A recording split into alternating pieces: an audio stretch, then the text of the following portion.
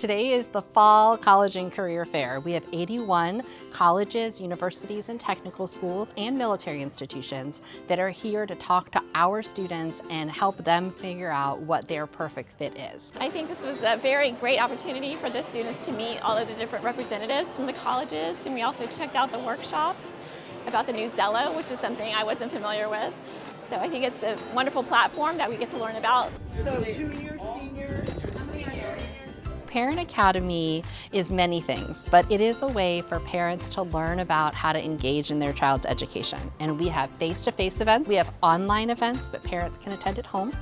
We have live streamed events on social media, and probably best of all, we have videos you can watch under your covers at night when you need that information. We want parents to feel like they are co-pilots, that they're with their children, that they're not on the sidelines. And this helps bring them in and help them feel empowered. There are so many opportunities within the public school.